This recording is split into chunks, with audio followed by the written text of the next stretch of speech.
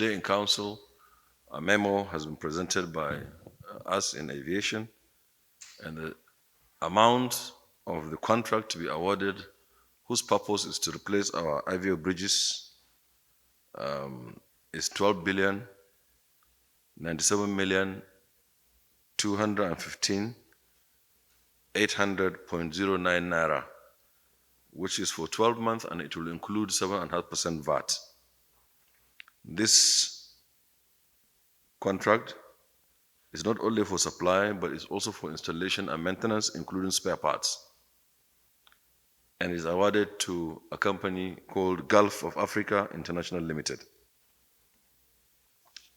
This has been taken by Council and approved, and to say that this is part of all that we've been doing to reactivate the failing infrastructure within the country. And of course, Lagos being the major airport in the country, and this will make passenger facilitation easier, safer, and of course it will add value and create more efficiency within the system of that particular airport, and that this is also an ongoing program for all of our failed airports. Thank you.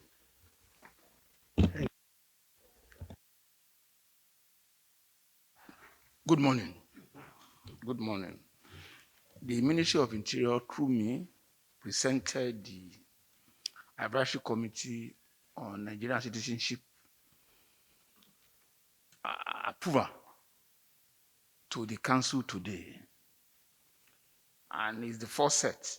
By the end of this first quarter, or latest by the middle of the year, another set will be presented to Council. But what is it about? We received 600 applications from several people, foreign nationals, who are in Nigeria, who have been residing in Nigeria, but desirous of being Nigerians. These applicants are from virtually every part of the world: Americans, North and South, Australian, Europeans, Arabs, Asians, all over. But out of the 600 applicants, the Advisory Committee approved for the constitution of the Council 280. And the Council rigorous, well, before the presentation, let me say, some agents of government must scrutinize these applicants. The agencies are the Department of State Security, the Foreign Affairs Ministry, the Immigration Service, Nigerian Immigration Service, and the state of domicile of those individuals. The states will give us their record of relationship from the community to all the levels in the state, to be sure that they are men and women of integrity and good character. So it is the combination of all of these that the Advisory Committee looked at to shortlist and recommend 280. Grant of Nigerian citizenship is in two categories. There are those that we consider for naturalization, and there are those we consider for registration. Who are the ones for registration? They are women married to Nigerians. They are called Niger wives, who, besides having the right of residency and movement without any restriction or without requirement of visa to and fro the country, are desirous of being Nigerians. So they become Nigerians. They get grant of citizenship by registration. Whereas foreign nationals who are desirous of being Nigerians, but not actually being wives of Nigerians, are given citizenship by naturalization. So the number of those who are granted Nigerian citizenship by naturalization through the collection of the applications is 208. While those who are granted Nigerian citizenship by registration are 78. So today, the Federal Executive Council approved the grant of citizenship to 208 applicants for naturalization and 70 applicants for registration, making a total of 286 people out of 600 who applied for citizenship as eligible to be fully processed through administration of oath and certification thereafter, with renunciation of citizenship that is not acquired by birth. So that is the outcome or the first fair consideration of a memorandum today. I thank you. Thank you very much. Today in Council, the Federal Executive Council closed out the contract of the construction of the 17-story local content building in Yenagoa. You will recall that in 2020, Mr. President already commissioned that project.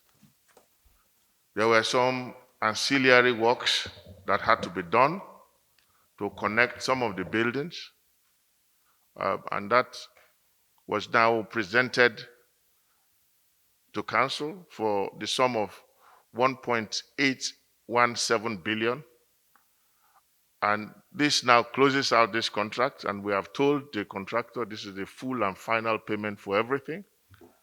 So this is the end of this project, and we have completely delivered this to Nigerians. Thank you. Thank you very much. The issue did not come up in Council, but of course you will recall I was here yesterday to brief Mr. President on the issue. I'm not in a position to disclose the identities of the companies, but there are some issues, and we are actively tackling it. Methanol, nobody has before now checked for methanol in our fuel. It's not very usual, and this is the first time this is happening. And NNPC is very much up to the task, and I will also convey your question to NNPC and maybe the midstream and the downstream regulatory authority. But we are actively handling it, and I want to assure you that the problem will be a thing of the past very, very soon. I don't expect you to rush to any conclusions. You know, there will be a major investigation to unravel everything, and then let's really get to the bottom of it before we can come back and tell you what is going to happen to the culprits. We know that some people's vehicles must have also been damaged. That is also going to be taken into consideration in dealing with the situation. Well, so the question regarding whether there is fuel contamination in that affects civil aviation, as where there is none, to my knowledge, as at now.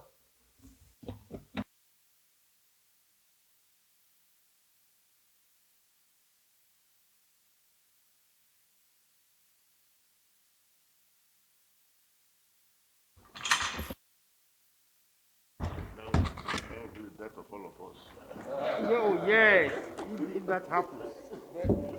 It's not even PNS.